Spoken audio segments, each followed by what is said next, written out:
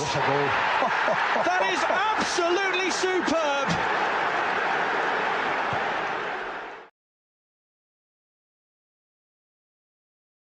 Martin, how are you, my friend? I'm doing well, Mike. How are you? Not bad, not bad. We are, what day is it today? Monday? Yes, correct. Yeah, it's good. You don't know when it's that weekend feeling. Wait. It's Tuesday. It's Tuesday. Is it Tuesday? Yes, it is. Oh, you see, it's funny. Like, you know, when you get that weekend feeling, you don't get it now. True, absolutely true. It's Yeah. the same with me moving in here. Like, since I moved in Calgary, I was hoping I'm gonna have a chance to see all the beauties around, but you know how it works when you're starting a new job. But now I'm basically 2 weeks home, which will be a perfect opportunity to just explore and travel around. But it's, life in isolation, so that's off the table. It is. It is. So, Martin, I'm going to pop this on Halifax City's YouTube page. So, just a little bit about people that may not know you. So, you have recently moved to Calgary to start a new job. It was the Valley District TV, correct? Correct. And with reference to that, so how's life with the move so far? The move itself. Are you aware of Murphy's Law? Murphy's Law? Yeah. Yeah. Yeah. So I think I will be able to basically write the same book and call it Martin's Law. The amount of unnecessary complications and just weird situations I went through, like when I was moving from Valley here to Calgary, is unbelievable. So that made it, let's say, interesting. But other than that, right now it's been 3 months since we came to Calgary. We're really enjoying it. I have to say we're starting to feel like we're home finally. So that's good. We like the city itself, and as I said, we're just looking forward to have a little bit of time and opportunity to travel around and see the beautiful mountains as well. Excellent. I mean, when you say you move from Nova Scotia to Calgary, that's like moving continents, though, really. It's just, yeah, in many ways, it's basically a different world. It really is.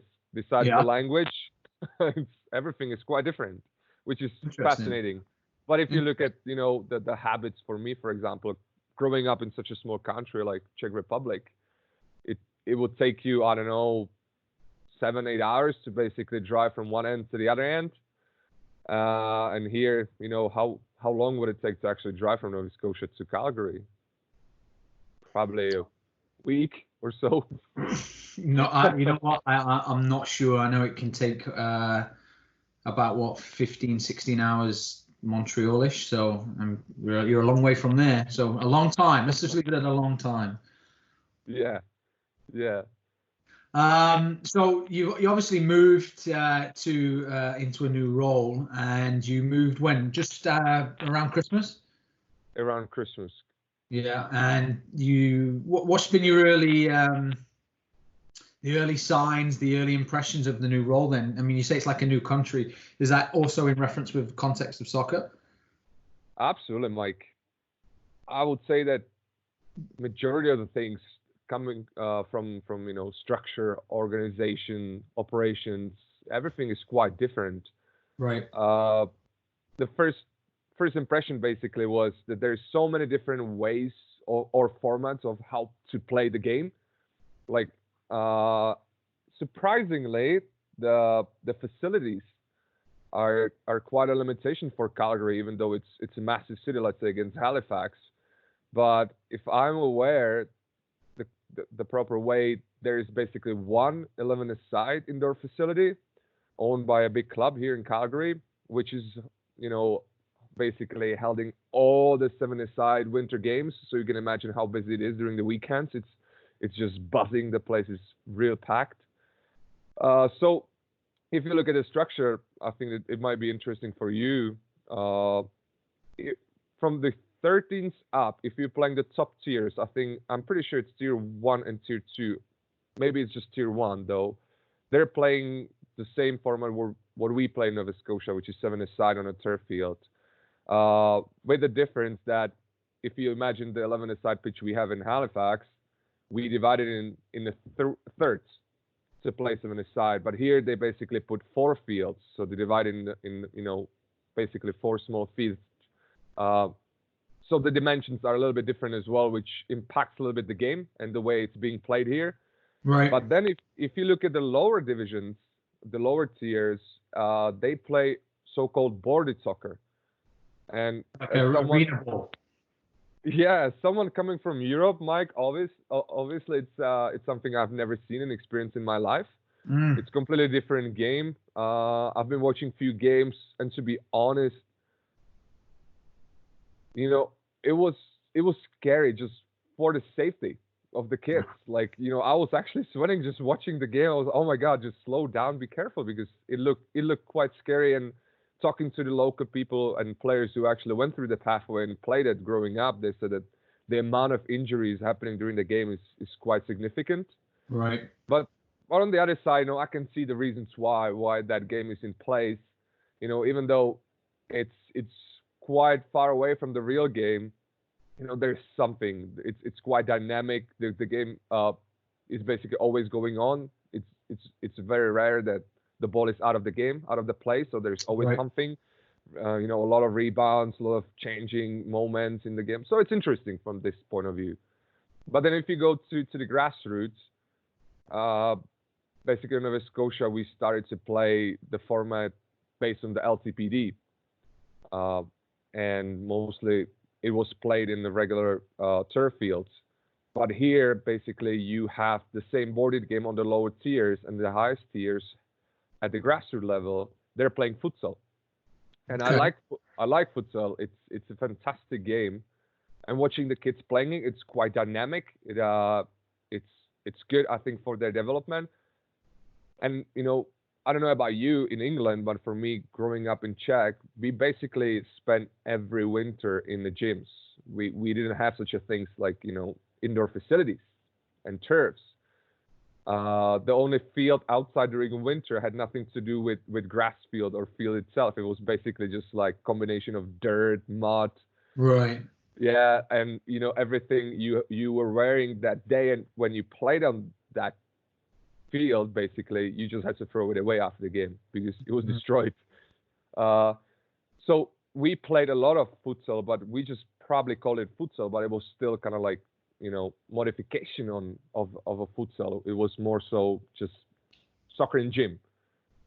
So even though I really like the futsal, there's still some things which I consider questionable in terms of the player development. For example, like one rule which appeared to me a lot watching the 11s and 12s playing futsal is the rule that you basically cannot pass back to your goalkeeper until you lose the ball.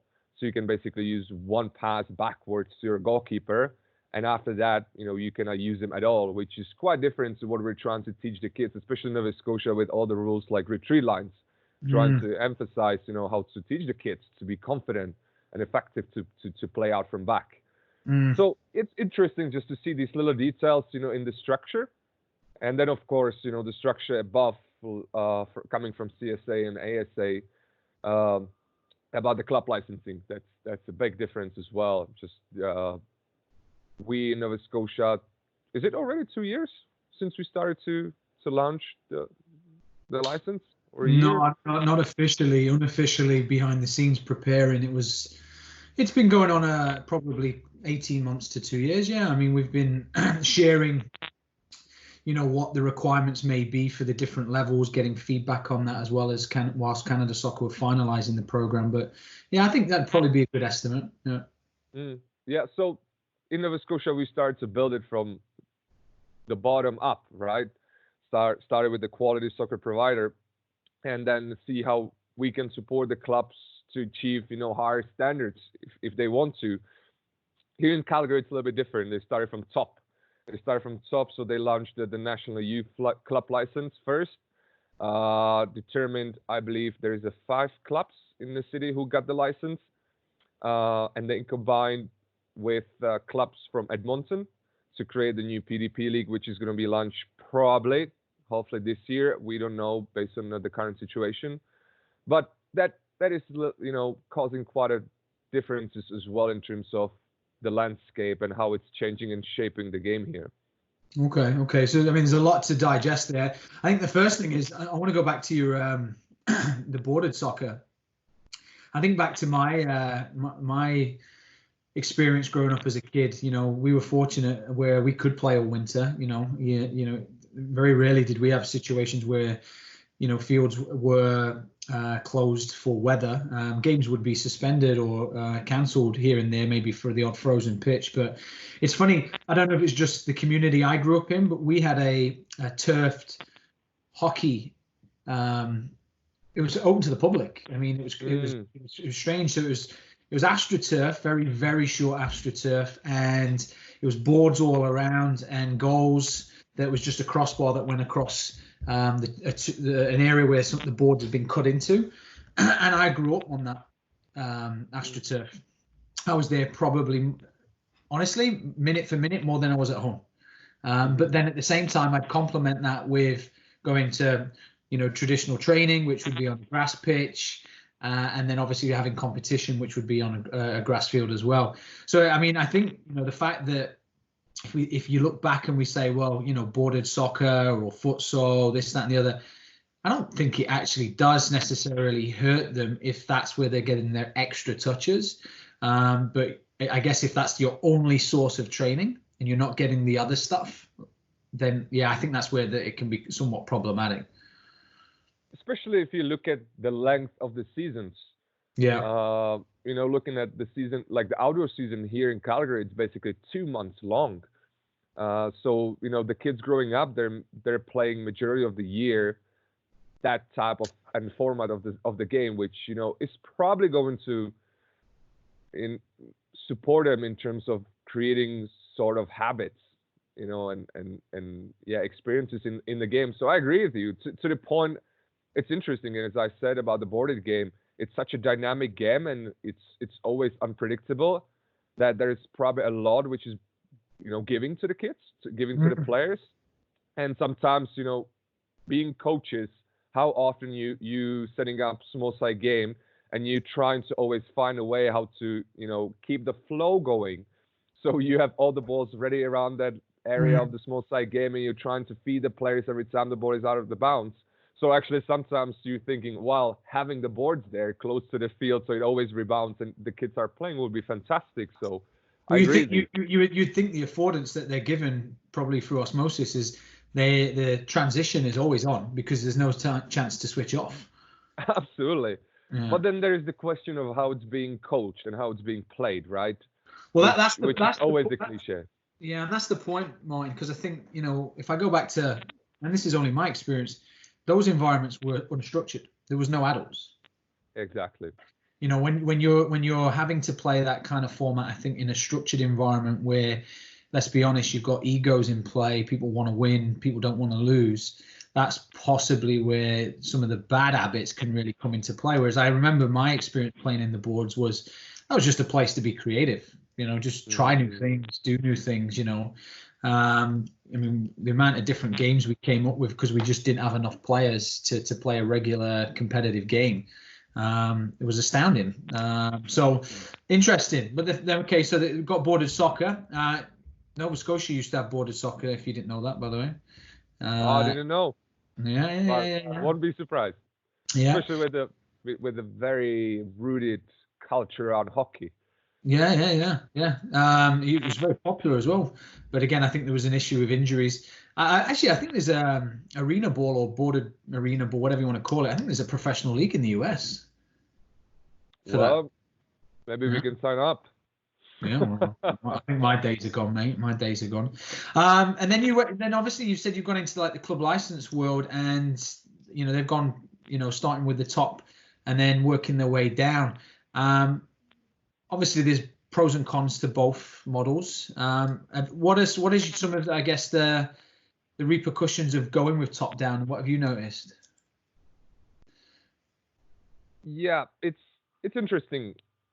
Still trying to, you know, gather as much information as I can. Still trying to set up meetings with the Alberta technical director, which is a fantastic guy. I had a chance to meet with him already, just to understand really the rationale behind it. So, you know, I was basically coming into storm of things happening and Right. trying to help the club to get on the pathway to obtain the license. I think they were really close to get it, and I'm hoping that this year it will happen.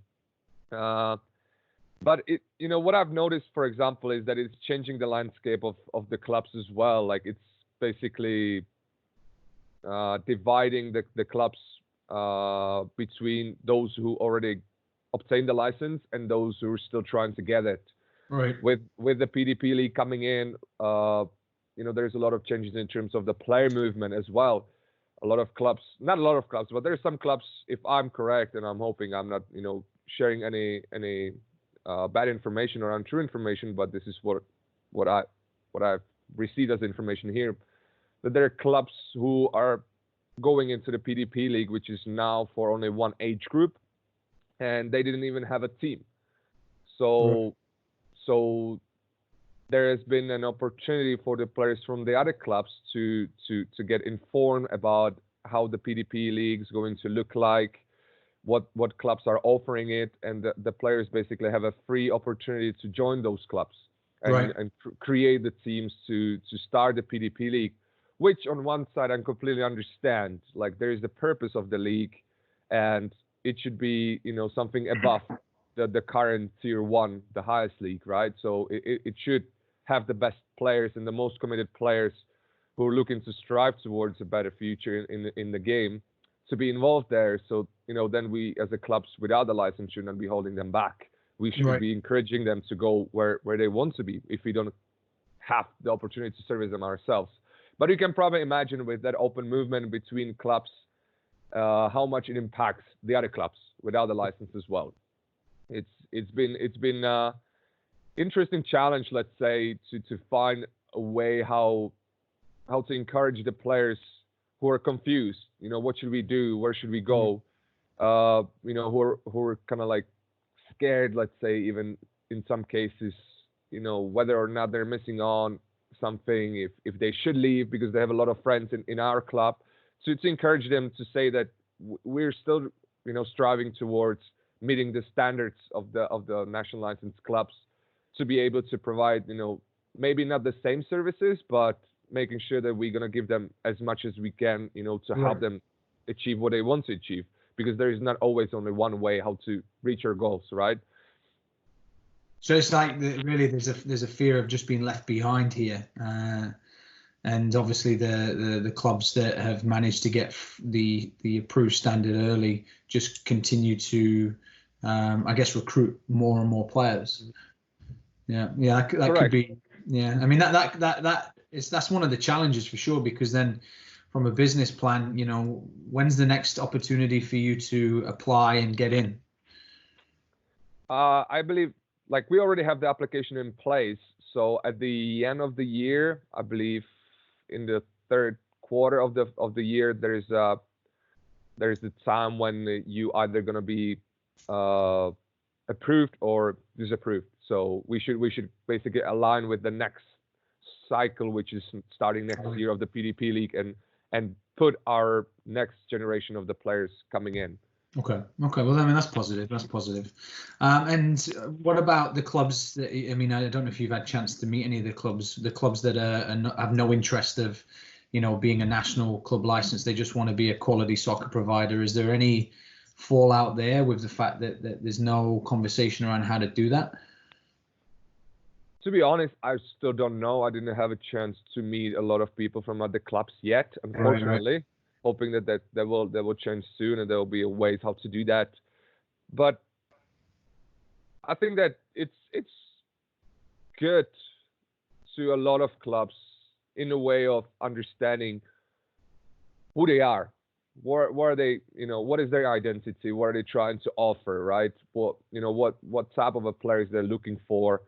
Maybe there's been a need for a longer time to have this, Right. So then if we're looking at the members or somebody who's trying to sign up their child to the sport of soccer, it's easier for them to understand what they're looking for and, what to sign up for, with the more understanding of the layers of commitment and competition.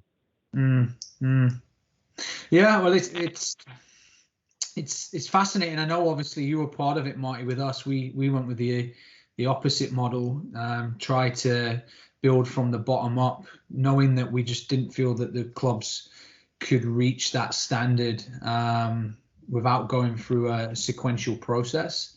I think that decision has been proven to be the right decision, considering that we're still in the infancy stage of getting clubs even through the door in the club license model. I guess the counter argument to that would be, well, if you'd have set the bar higher, maybe we'd be further along by now. I guess my fear would be that, would they be able to sustain the standard?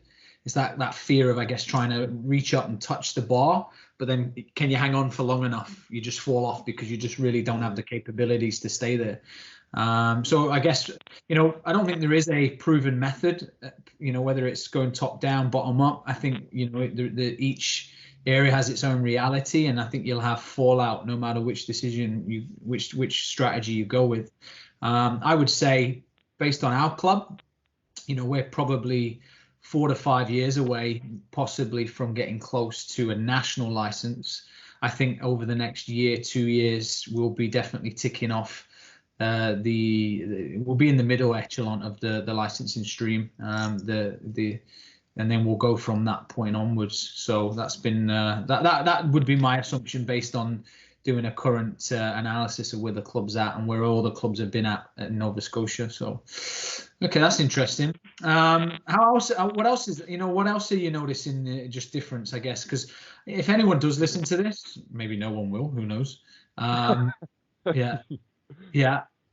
What are the differences? Because I think sometimes, there's this notion that the grass is always greener elsewhere. Maybe it is. Maybe you can, explain that, there are better things happening here and we do need to wake up. But overall, I mean, you've had an experience where you've seen Nova Scotia for a while. Now you're in the infancy stage of your profession there in Calgary. Is there anything in particular that jumps out with, a contrast of soccer in Nova Scotia versus in Alberta? People might be fascinated or surprised, but I would say that in many ways we were actually ahead of the game. Talking about club licensing, in Nova Scotia, we already are in the process of skill centers. Right. We already launched it and tried it, so we already collected some type of experiences, right? And here it's still not in place, and who knows when it's going to happen. Talking to some of the CMSA representative, there is a plan in place, of course, already. They're working hard on it, and the timeline might be at least a year or two from now to try to launch it. And to be honest, Mike, being here around, especially like the competitive grassroots games, the competition is so high, like it's so intense, especially against Nova Scotia. I think that we have done a fantastic job over the years we've been involved there, especially you in charge of the provincial body, to kind of like change a little bit of the perception of the child's game or the children game. Right. Focusing more on the participation and the relationship to the sport, and just learning how to be competitive but in a safe environment.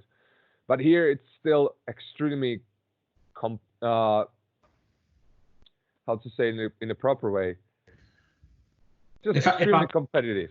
Yeah, we're treating them as if maybe they're mini professionals when really they're children. Exactly, like the intensity is extremely high. So watching some of the games, of the futsal of our let's say our under 10s or 11s, it's very intense. So sometimes you're just wondering, wow, like how hard is it going to be, and how long is it going to take us to, if ever, to actually change the perception of people, for the children's game. So help them to realize what is more important, the long-term participation of the players and a safe environment for them, or short achievements and goals, within let's say standings. Right. So even not just that under 11s and 12s here are still having standings, but they also have a playoffs. So you can probably imagine the differences between what we have done in Nova Scotia and here. so that's a massive difference. So I think that it's great to know that in Nova Scotia, such a small province, we've done some fantastic work and a lot of work, let's say, which is so far just coming to Alberta. Yeah, I mean, I know this. Obviously, Canada Soccer haven't launched it officially, and we've been obviously flirting with the concepts. Obviously, as an early adopter, I guess there's going to be people though that may challenge and go, well, we should allow them to be competitive, and we should allow them to have playoffs. I think the danger is particularly, and I had this conversation last night. I did a presentation for Pickering Soccer Club, Football Club, and there's some Brampton coaches on there as well. And I was sharing our experience of skill centers last night, and I was like, the reality is in our province, we're not large enough. We don't have the player pool to continue to deselect players that want to play our sport. And with the model that you've described, yes, you may have an example where a kid comes from that and fulfills high potential. But I think the danger is we think, well, because they only did that because that was the environment they were in as a young kid, rather than looking at it from a different lens and saying, well, how many kids did we lose because they weren't ready or they weren't at the same level as their peers and they stopped playing altogether? Maybe they could have been a better player had we put a better environment around them. But this notion of just deselecting kids at such a young age, even though knowing that the research is screaming at us that, the characteristics that the social, physical, technical, tactical characteristics of what makes you really, really good as a 10, 11-year-old futsal player, for example, are completely different from the characteristics that you need to be, a professional or international player as a senior. So, this notion that it is a direct trend and connection from 8, 9, 10, 11 to professional is for me, it's survivorship bias, because of course, if you continue to operate in a manner, one kid or two kids will always manage to get through to the next level. I just wonder, and I think we are certainly flirting with it, and I'm sure we'll see what happens, but how many more can we keep playing, and how many more can maybe go on and become something, maybe great, but even not necessarily great, but just have more players playing, more players maybe playing at the university level, more players playing in senior level, because as you know, like the senior division here in Nova Scotia is not doing too bad. There's a lot of players that play in that still. I mean, that needs to be our aim, in addition to getting the next Alphonso Davies into a professional club. And I think sometimes we're way too quick. And I think maybe in the bigger provinces, and I didn't get a chance to have back and forth dialogue too much with the coaches in Ontario, but because the pool's so big, it kind of doesn't impact them in the same way. As well as I do, Martin, if you do a bad job in some of the areas in our province, in Nova Scotia, you don't have a team. You literally don't have enough players to field a team if you have made that experience so negative or been so stressful, because they'll just move on to something else. Mm-hmm. So, and it's funny, I said to them last night, I said, look, I'm not saying that skill centers is the answer. It is the answer. I believe it's the answer for an area like Nova Scotia, because of our realities of not having the player pool, say, that larger provinces have. Maybe in Ontario there isn't a need. I would argue the research says that there's definitely a need in terms of the development of the human being. But you probably still have the ability to continue. Every time a couple of players quit, you have the ability just to replace them with someone else. We don't have that luxury here. So I think you've got to look at it from, I guess, two ways. What's in the best interest of the person, the human being, and then what's the best interest of actually trying to have these competitive programs and having the volume of players in order to have the leagues that you want. And then hopefully, because you've got such a wide pool, you're going to have more chance of sending more kids on at the next level. We know competition breeds competition. I just worry that we're doing it way too early. And it's going to be interesting because it is a mandate of Canada Soccer. I mean, that was one of the reasons why I think I spoke last night about it in more detail is, even in Ontario, they're not close to adopting it yet. They know it's coming. They know that they need to start thinking about how they're going to do this. But, it's part of their national license. And yeah, I think it's quite daunting because it is a huge paradigm shift. Huge paradigm shift. Absolutely. Absolutely. It's, on the other side, I think that at least there's the opportunity for the people to choose from different programs. For example, in our club, you can, at the grassroots level, you can basically choose from competitive stream or community stream. So we still have a program which is basically just in-house, no competitive games, and it's just to provide the platform for the kids, to have some hobby after the school, socialize and have fun while learning about soccer. And so, and that's one positive thing. And the other positive thing I've noticed here in Calgary is, of course, because it's larger city, bigger clubs with more resources, they're able to hire more professionals, more educated people who are trying to educate the other coaches within the grassroots game, just to make sure that they're safe and the delivery is there. So I think that it's important to even mention this as well. Yeah. It's funny because I'm answering emails right now because again, we say that the skills center and all this stuff is we're relatively further ahead, but there still is a couple of myths and a couple of there still needs to be a lot of education associated to it. And one of the conversations that I have to keep having with them is this notion around the levels of play. And you mentioned that you offer different levels. Well, so do we. We have a mini program that goes all the way to the age of 11, but we have a skill center program that also goes to the age of 11 and 12. So people are very confused at times. Well, what is what? And the way that I've been describing it, Martin, and I just want your opinion if you think this is the best way to describe it, is skill center's got nothing to do with your ability on skill. We're not, at the end of the day, you're not selected or deselected from the program based on your skill ability, where you are in your skill development. Really, the difference between the two programs, one is the mini house, which, as you said, it's probably for a child that may be a beginner, just wants to have an environment which is physically active. It's fun. It represents and feels like the sport, and they can socialize with their peers. They're not necessarily overly motivated to be there all the time. It's not something that they think about, and they're intrinsically motivated to be and want to be training every day. Whereas the skill center, and the way I describe it is, you could still be in your early adoption stage of skill development, but you love it. You have a passion.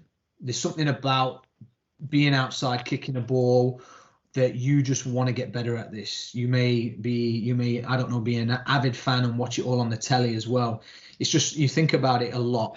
You're intrinsically driven to be there. That's really what the skill center program, that's who we're aiming for. If you are biologically, say, a 9 or 10-year-old, and you are so motivated to want to be in the skill center, but you're not necessarily as good as your peers, well, we don't want to necessarily ruin that child's experience by keeping them there. And at the same time, we don't want to demotivate, say, some of the better players by having the child there, because they're going to get frustrated as well. So it's about basically saying, okay, well, biologically, you're 9, but from maybe a soccer development or football development age, you're probably 8 or 7. So we're actually going to keep you in our skill center. We're just going to move you down a year.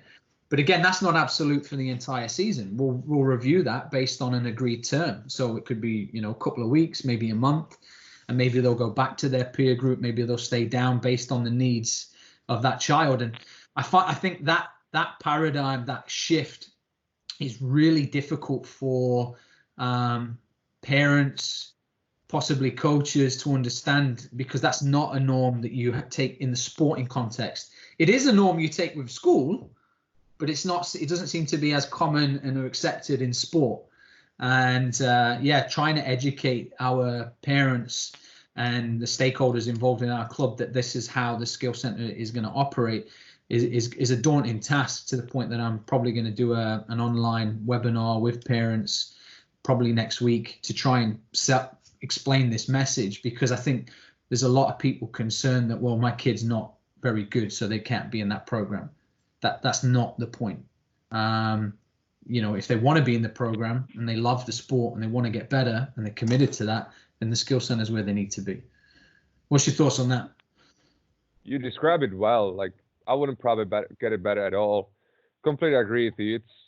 It's about educating the people properly about what it is and what are the evidences supporting the movement. Why are we trying to break the boundaries in terms of helping the players and the children to actually stay within the game and feel comfortable and feel safe, while not trying to destroy their development, not limiting their development. On the other side, actually providing more space for the development, if you will.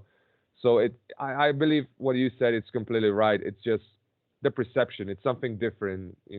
People are not used to it, and usually we strive to react emotionally based on what our experiences are, especially when we're growing up or where we're from. The historical norms, the traditions of our area. Yeah. Exactly, which is massive, massive difference. But just to share with you a little fun fact, even the name skill centers, I found here in Calgary, it's still quite confusing. That even a lot of professional coaches here, they still believe that the reason of the skill centers is basically to create a program which will support the players to build the skills. So they're perceiving the program being basically, an opportunity to have more skill training. So coming back to, additional services like, okay, now we're going to actually go backwards to, practicing in isolation and focusing on the skills. That's the skill center. We're just going to be creating these robots within, the environment of the kids. And we're just going to, develop more skillful players for the future, which was shocking to me, to be honest. Just, there's a couple of issues there. I mean, technical development, skill development. Skill development, you need some form of decision making and opposition. So, that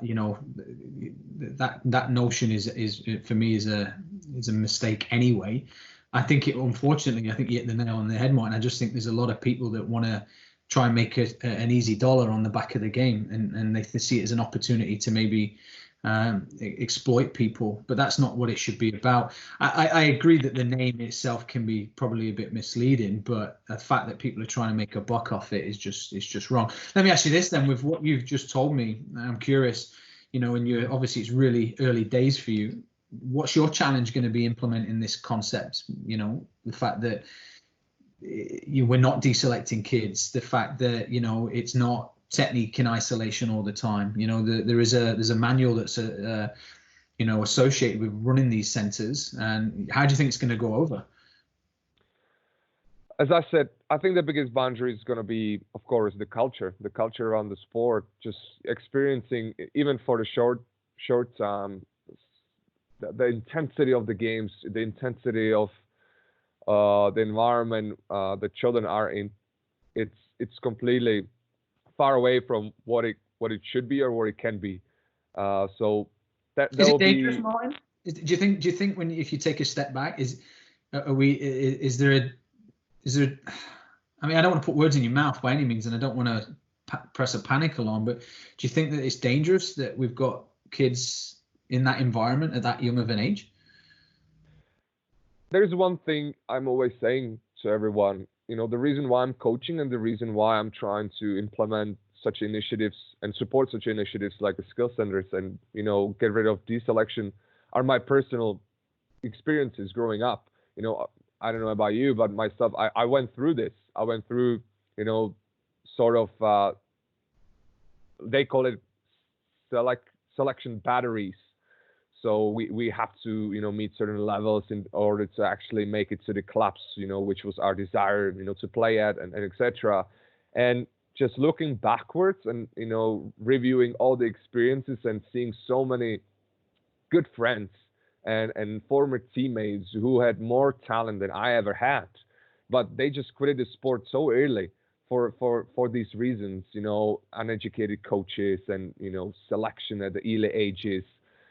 It's what drives me. It's something what is giving me kind of like that hope. Well, that's what I should dedicate my time towards, to try to prevent this happening to the kids nowadays, especially with the changing times and changing landscape and changing habits of a life, where the Right. kids are not particularly as how to say it, as durable or flexible to survive in that environment. We were growing up in an environment where, yeah. But that's the point, Martin, because I think I think the people on the other side of the argument would say, well, they've clearly not got the mental strength and qualities to be a professional. But I think this is where it's that survivorship bias all over again. Nor should they have those skill sets, the coping mechanisms. They're children. Mm-hmm. I mean, so, some of them are probably still being tucked in bed by their parents at night. Like you've got to put it into perspective here. So, I think what you experienced and what you're trying to now put right with what you saw happen to your friends, there are always going to be people that are going to argue against you, because they're going to come with that argument. Well, they don't have the qualities, but they're kids and they shouldn't have those qualities at that age. That's crazy.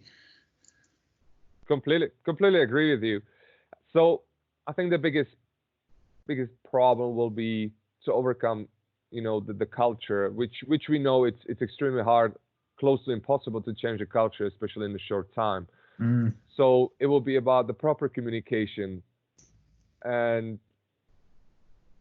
really trying to get us all, in terms of us as the professionals in the game, in this province and in this country, to come together and work together towards the same goal. So because you know that you can try to offer something and do the things you think and you believe are right because of the evidences around them, but then you're gonna have a people who just gonna try to kind of like go around and do the things differently, just to, as you said, make a buck of it, or just be appealing and completely underestimate everything else. Mm-hmm. Listen, I think that's a really good topic of conversation that maybe people might be interested to hear a little bit about. I would love to go through maybe what you're up to with the planning of your, obviously going to this new club, how you're trying to engage and explore opportunities to create an identity with the people that you're working with. Obviously, we're doing something similar, and probably in a similar infancy stage here at Halifax City. So maybe we can compare and contrast. Would you be open to maybe looking at doing something next week as well? Absolutely, would love to. Yeah, cool. And I guess maybe for anyone who's curious, how are things in Calgary with reference to the whole pandemic? Are you guys surviving? Are you noticing anything? Are people listening? Are people staying inside? What are you noticing? I wouldn't say people are staying inside. What I found out very interesting about Calgary, and I think I told you this before, is that it's still a big city, especially in comparison to Wolfville, where I used to live, and even Halifax. But if you go on the streets, even in downtown area during a day, you don't really see many people. But once you leave the downtown area, going more towards the suburb areas, you can see many more people actually in the streets. And watching what's happening on the streets every day, I don't really see much of a difference in terms of what was before this pandemic started and what is happening now. I still see so many people on the streets, just trying to be active, going for walks, going for some sport opportunities, which is telling me that we're not really taking the precautions to stop spreading the threat. Yeah, it's funny. I had to go and pick up some groceries on the weekend, and I felt that the roads were as busy as I've seen them. And I agree with you. I think people aren't quite fully realizing what's probably going to happen in the next couple of weeks. We seem to be somewhat meeting the standards that the healthcare professionals are asking us, but not really fully bought in. And I think that's going to be I don't think it's going to hit us maybe as hard as we're seeing right now in other countries, but I still think we need to get on board quicker, and we need to get in line quicker, because people like yourself, Martin, and me, we're when there's many more people like us, in different industries, we're currently unemployed because of this. And, I'm sure we all want to get to a level of normality as quickly as possible. And, we're going to be, this isn't an unemployment vacation. And it is getting frustrating just to see. I mean, I've heard all sorts of things, like people having karaoke parties, people still going to the beach, like all that stuff. And it's so frustrating because, some of us want to get back, and we understand it's not going to be a quick fix, but the longer we keep messing around like this, the longer we're going to be in this situation. And, for clubs like mine, I'm sure for clubs like yours, losing out on a registration of the summer registration could have massive implications on the club. And I'm fortunate that we have enough reserves, and we've been, we were probably led with the right business practices in place to get through this. But I bet you there's many more clubs that aren't, and that is worrying in itself. And that's probably a conversation subject in itself, because I think, more so than ever now, the need for probably club license based principles needed, because you need reserves. And anyway, I mean, going back to COVID-19, and yeah, it's getting frustrating. It's slowly starting to get under my skin, because I just think people need to get on board. I mean, the scenes I'm seeing in Spain and Italy, and now starting to creep up into the US, is absolutely shocking. We both have families in Europe, and I don't know if England is being impacted as badly as my country, but yeah, my little country, Czech Republic, they're already completely locked down. There are new laws basically in the place that you cannot really be outside without the mask on your face, which is a little bit unfortunate, because the country itself didn't really provide enough support to provide the people with the masks. Everything has been basically sold out. Like here, like buying a toilet paper here in Calgary, it's almost impossible. Like you have to go to these massive, centers to actually get some. Like we have a Safeway, which is similar to, I don't know what is very known in Nova Scotia. Let's say something like Sobeys. So I have it right across the street, and for the last 2-3 weeks, like I haven't seen a toilet paper there, to actually to be there. So I agree with you. My thoughts are going towards when this is going to be done, and hopefully it will be, and hopefully soon. How close to the state of how it was before it started we're gonna actually get. I think this is going to have massive implications on many industries, and I think there's going to be a lot of sadness with what's going to happen with this, but I think there's also going to be a lot of positives. There's going to be innovation. There's going to be people that realize that we can do things differently. I mean, like already, I think in Canada, clubs have worked probably in isolation, not together.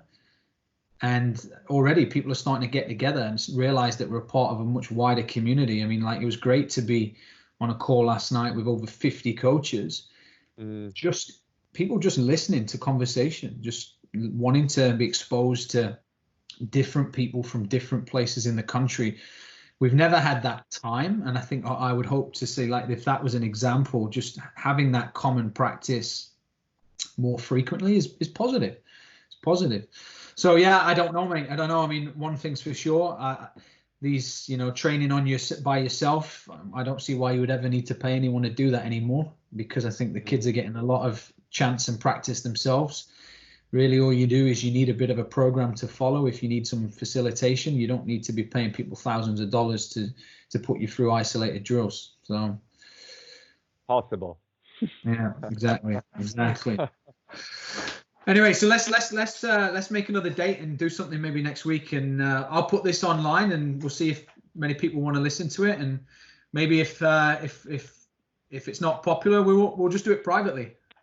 Yeah, if there's going to be more than 10 views, it's a sign that it's worth it. Okay. If not, we can just do it privately. That's completely right. But looking forward to chatting with you again, Mike, for sure. All right, buddy. I'm going to press stop. All right.